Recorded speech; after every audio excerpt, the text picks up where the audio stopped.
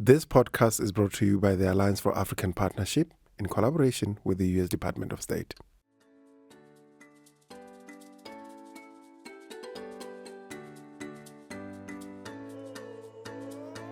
Hello there.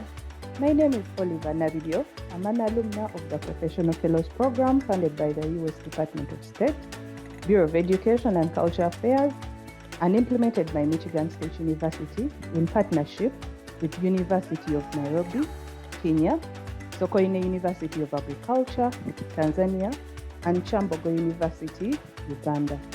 The Professional Fellows Program is an initiative that aims to provide emerging agribusiness entrepreneurs from the US and Africa to access mentorship, networking, and cultural exchange opportunities with a focus on women's empowerment. I'm excited to welcome you to the very first series of the Bridging Boundaries podcast that aims to bring together professional fellows to speak about their work, share experiences, and discuss questions of shared importance. Each individual podcast will explore in depth the overlying objectives of the Professional Fellows Program. Through this podcast, we aim to bring you some of the most exciting discussions, experiences, and insights from professional fellows. Hope you enjoy.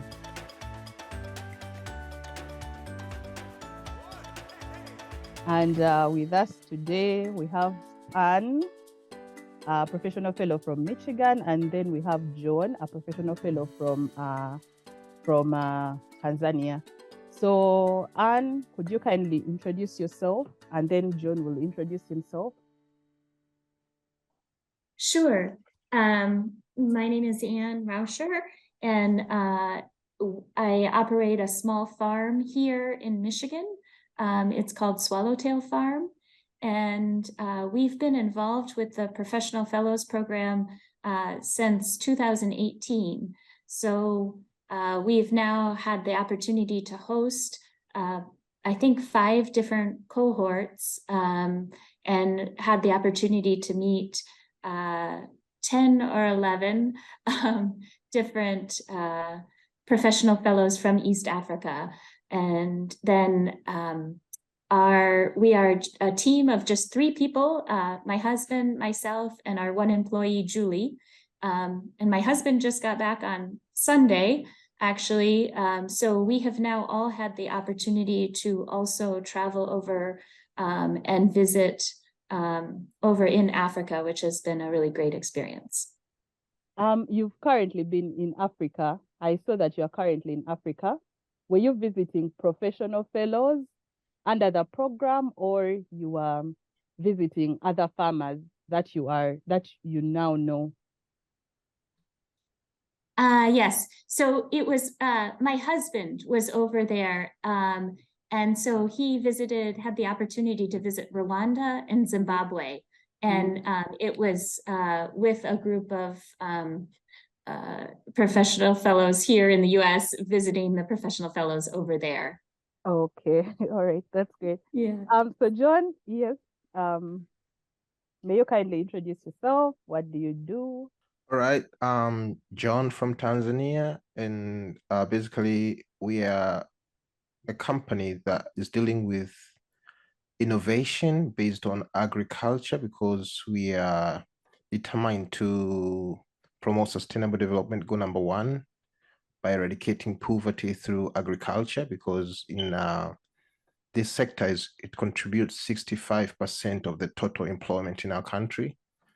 So we are a group of youth, like I have my friends of mine who we have been studying before. We are from the same school, but we have different backgrounds. One of my friends has IT background. I do have economic background. The other one has business administration. So we came with this idea, having a digital market where we can sell the agro-produce direct from the farm to the final consumer. Because so far in our country, we have a problem, we have a challenge of post-harvest losses. Since in the last decade, we have been losing 35% of the total produce. So as us, we came with this innovation. We since we have, we're coming from different fields, we say, let's join our forces and see what we can do to integrate agriculture to technology and see how we can go through this problem and see how we can improve the living standard of our marginalized farmers in Tanzania. So that's basically what we are doing. So we have a digital platform where we sell a variety of fresh produce from farmers. So we provide access to market for their produce, in which we supply to hotels, to households, restaurants in our country. But we are based in the capital city of Tanzania, which is Dodoma. All right, thank you, John. You've talked about a digital platform that you have. What led to the development of this digital platform as well? Because I can see your interest is, your degree was in economics, and you've been dealing in trade. Where did you get the interest to join agriculture, and then why a digital platform? Let me just give a short background of where I came from, because I had my first degree. Then when I went back to my country, I started with we had a family business that we had a greenhouse where we were farming horticulture, like green veggies and all that. But at first it was a challenge for us because we couldn't have access to a steady market. So I thought, it came to my mind that if as we're having this challenge, what about marginalized farmers in rural areas? What are they facing? Because I remember we used to put a lot of capital in it. We used to invest our time. We used to put a lot of resources like water, seeds, all that time, and all that. It consumed a lot of resources. So I was thinking, if for us we are suffering this much in urban area, what about those farmers in rural areas? What are they facing? Is it they're facing the same problem? So we came with this solution so as to assist them, because we know most of our people are into this sector, and I have a little bit of background of course, of economy. So I was thinking how I can I can use my skills to improve their living standard. So we have some people in our company. We have employed some people, some our fellow youth that we are employed, that they provide extensional services, because we want them as well, because they have a challenge that they're using local means of farming. So we provide extensional service to create awareness about how they can use technology, and how they can have, through the technology, how they can have access to market, how they can reach out to the final consumer. So we are trying to raise awareness on that perspective. Okay. And I found that I'm passionate about being this field in agriculture. Welcome to the farming world. Amazing. Yeah, it's amazing. And you are a plant geek. Why plants? I remember the first time I came to the US in 2018, we visited Swallowtail farm, and I saw a different color of eggs from Swallowtail farm for the first time. So, Anne, why are you so much interested in plants, in plants generally, and in agriculture? Because I can see that a lot of things about agriculture, but most importantly, around crops and flowers. Yes. Yes. Vegetables and flowers. I guess I didn't really grow up with so much of an interest, but then I went to college and I took a botany class thinking I could blow off my science requirements, but in fact, it just drew me in. And so I've been working in some form, either environmental education or community gardens, developing plots to grow. For quite a while, I spent a long time in the NGO sector, kind of operating programs around urban gardening and community greening, urban forestry, that sort of thing. but then I just decided that when I was working more as a program manager, I didn't have the opportunity to actually grow plants.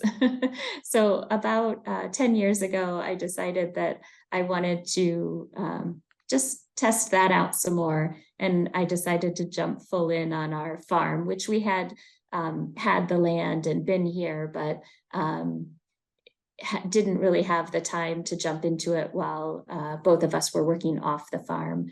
And so we've just been developing it over the last 8 or 10 years to be where it is today. But it's one of the things, I guess, working in agriculture is just one of the things that always keeps me challenged. Every season is different, you know, as I think all of us are experiencing with climate change. That's and true. Just sporadic weather. There's always challenges, but it also feels like there's always more to learn, you know. So like in the last year or two, I've been taking a deeper dive into like soil microorganisms, and it just feels like there's so much to learn and challenge yourself with. That is interesting. Maybe when John comes to your farm, John, one of the things that you have to learn is how to do a floral arrangement, you know, and has some very nice flowers. It should be one of the things that you will learn. So I would like to ask, what has been your experience with AAP, the virtual program? And you could share? Yes. Because I understand that the previous programs were physical. But then did you actually engage in the AAP virtual program as well? Yes, unfortunately, I felt like we were not really in a good position to do that because we are very much field-based. Yes. You know, if somebody is like sitting at their desk all day, they're in a much better position to be able to connect over Zoom or whatever. But because we're really out in the fields, it felt like it was a lot harder for us. Yeah. And the other complication is I'm not sure if this was the case with farmers in your country, but we had like a huge COVID bubble. And so everybody, because of disruptions in the food supply and the supply chains and all of that, everybody wanted to get their food directly from a farm. And so we were hustling like nobody's business during the height of COVID. And we had a real spike in what we were doing, but we also felt like it was our obligation to, you know, grow and distribute as much as we were able to get out there during that peak demand. You know, in the face of COVID, there are so many things that that season taught us. Is there anything on your farm at Swallowtail Farm that you have been able to innovate around when it comes to, you know, the services that you provide, that innovations that were brought about by COVID? So what's really kind of interesting is we were actually set up in a way already that was fairly COVID friendly. So we do some, we have people pre-order their produce, so we know how much to harvest. And then we do some pickups here on the farm, and then we distribute some to some neighborhood drop-off spots. And so the neighborhood drop-off spots are already set up to be kind of like where you wouldn't come into contact with other people because you just pick up outdoor on your own time, you know, that afternoon that it gets dropped off. And then we just modified our on-farm pickup where here a lot of people drive cars, and so where we could do like run things out to their car and actually bring things out to them rather than them having to come into our farm stand.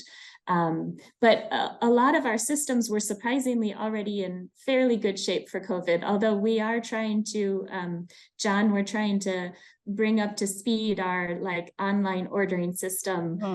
We're trying out some new technology with that this season because what we used to use was kind of basic, but yeah, COVID taught us a lot.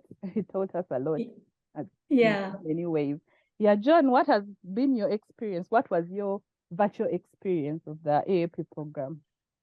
First, I would like to say that I'm pleased with what I'm hearing from Anne, because what they have been experienced is such a, it's more than a practical model of business, because you realize that you have a potential when it comes to, to a strike. And so far, I'm impressed with what they're doing in terms of how they've conquered the the situation, the COVID situation, in which we align, like we have the same kind of way of doing a business.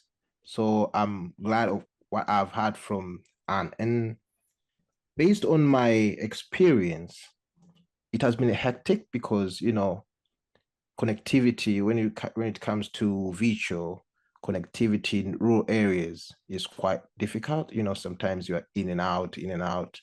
But so far, I had a great experience because I had a connection with Madame Simone, who was my mentor in the program, and we were able to discuss different critical issues based on uh, this sector of agriculture, in fish farming, in horticulture. We had a lot of issues that we discussed because she had a program in West Africa.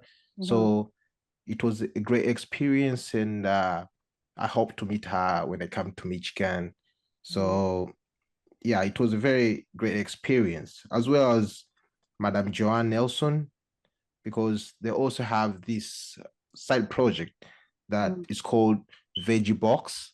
Yes. So we have been discussing so far now how they are doing their mode of business, their supply chain, and all that, in which we came to realize that we have common goals that that aligns, put us together. We act as one connecting tissue towards meeting up with the goals, with meeting up with solving a problem in our societies.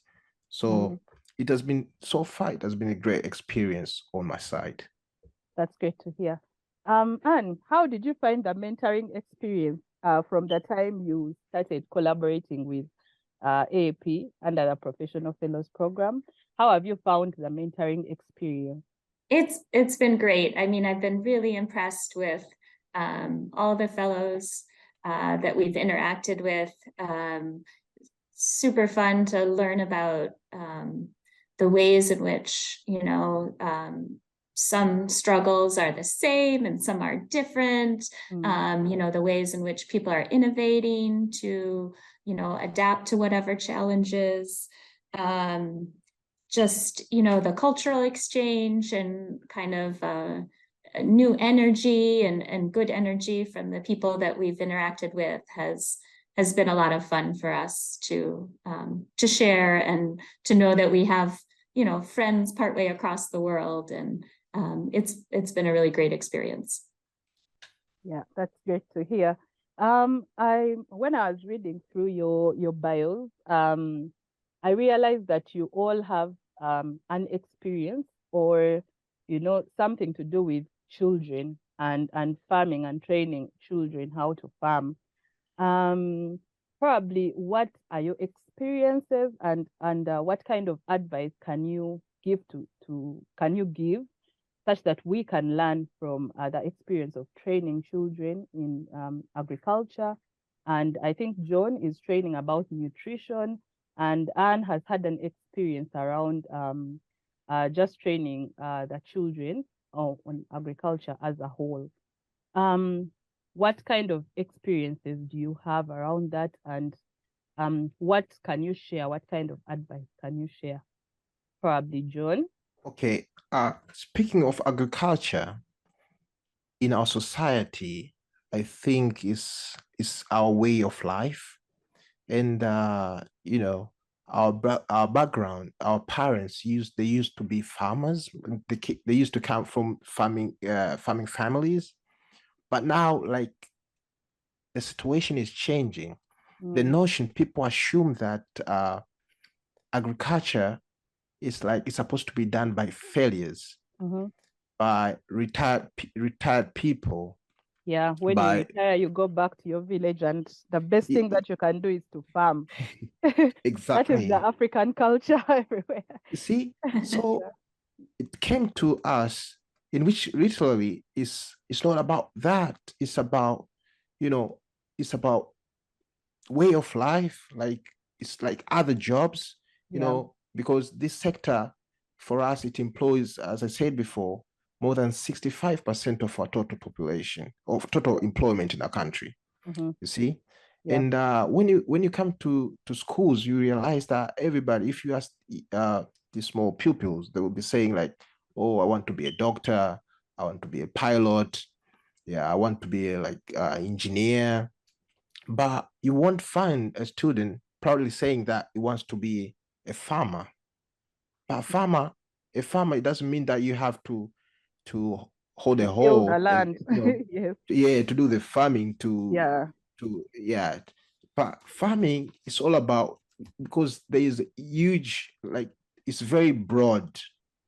See, because in farming there is a opportunity in storage, there's Yeah. opportunity in transport, the Along supply the chain, yeah, value chain, there is a yeah, the very value long value chain, chain where everybody can engage. That's right. yeah, access to export market, processing, Yeah. supplying like the way we do, me and supplying to stakeholders like households and all these places. Mm-hmm. And I came to realize that these small kids, since their mind has not been polluted, they can come up with a lot of innovative solutions when it comes to problems. They always have innovative solutions. Mm-hmm. So if we train them at early stage and they see, okay, now this is what our society is facing.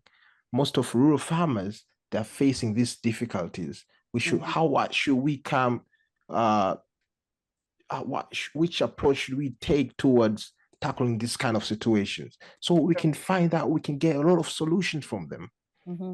And so far we know we are training, because due to we're not capital intensive, but we have reached out to these private schools, but so far, because parents are contributing some amount, because they know the value of this sector. So they're trying to push their kids as well to see where they came from and how to adapt to, to do all these farming stuff, activities.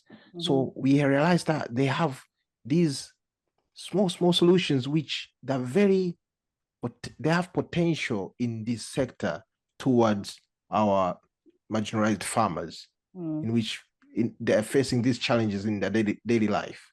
Yeah. So that's the idea behind that.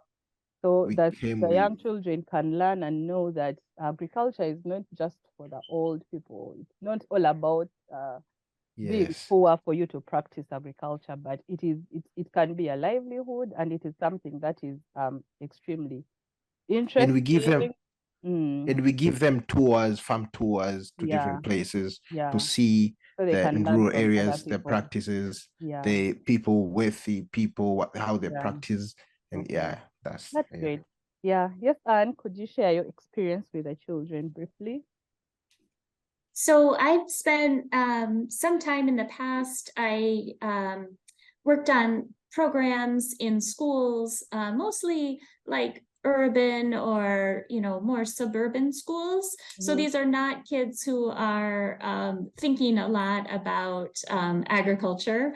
And really, I guess some of the main goals were you may know, but the US's health outcomes are not that great, and there's a lot that a number of Americans could do in terms of improving their diet and nutrition. Yeah. We're very far from eating whole foods. We eat a lot of processed foods, and we're not eating enough fruits and vegetables. Yes. And so the work that I was doing was around a lot of trying to have the kids be more open to trying new foods. And what we found was that their experience of helping to grow that food and like eat it straight from the garden, they were so proud of that of course they were going to eat it and try it and enjoy it more.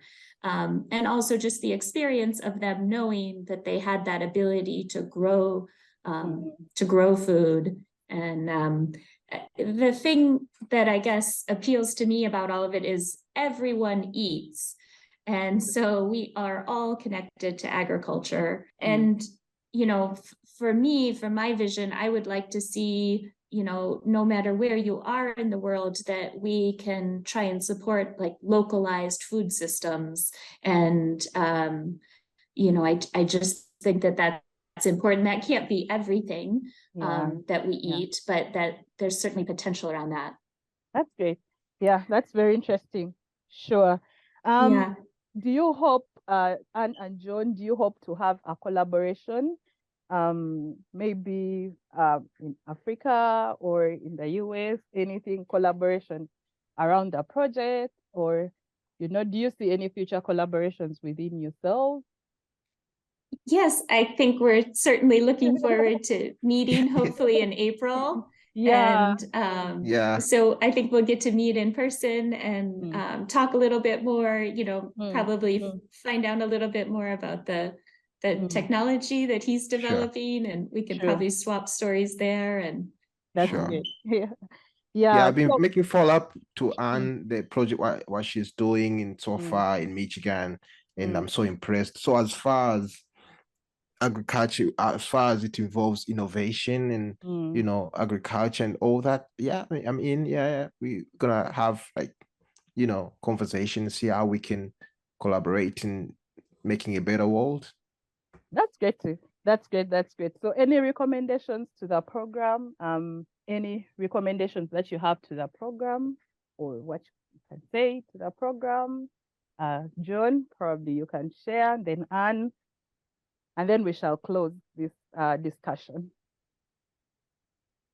First, I would like to pass my sincere gratitude towards the organizers of the program, as well as your team and everybody involved in the program. It has been hectic, but so far it has been very productive. And you're reaching out to right people so far, because the grant that you have provided to us, me and my partner Jacqueline Makonde, the grant was very it gave out a lot of positive results, and we are able to reach out to the community, and everybody was excited, and we got recognition from the former Prime Minister, Honorable Mizengo Kayanza Peter Pinda. Because we did. He was impressed because he wasn't expecting something like that to happen in his area. So, and he's hoping to work with that next time if we have any project that can involve because he's a farmer as well. He's retired government official, but he's a farmer. He has 70 acres of land. So he's ready to invite a team of people who wants to get training to his place, because he appreciates the movement that you're making towards supporting this sector. So we are so grateful for what you have been doing so far to our society, and everybody who was involved in the project is very grateful. Thank you, John, for sharing. Anne? I would just echo that it's been a really positive experience for us to participate with the Professional Fellows Program. I'm so impressed with you know, just being able to keep up with some of the fellows. Like MFAI Uganda is so. I actually had the opportunity last week to participate in a State Department alumni program here in the US.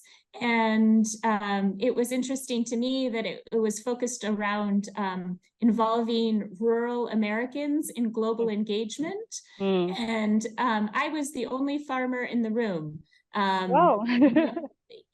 So that was really interesting to me, because rural and agriculture are just, I think, linked, and that's not outdated for them to be linked. Like, I think we need to be thinking forward and different definitions of agriculture, as John was talking about, but that they're Yeah, there's more there.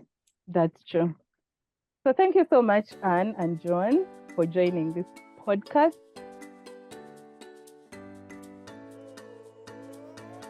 The Alliance for African Partnership is committed to building networks across all sectors, leading in activities that positively transform institutions and livelihoods in Africa, the US, and beyond.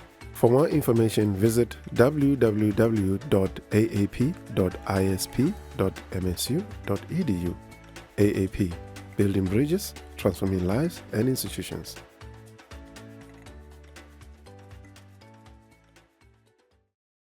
This podcast was brought to you by the Alliance for African Partnership in collaboration with the U.S. Department of State.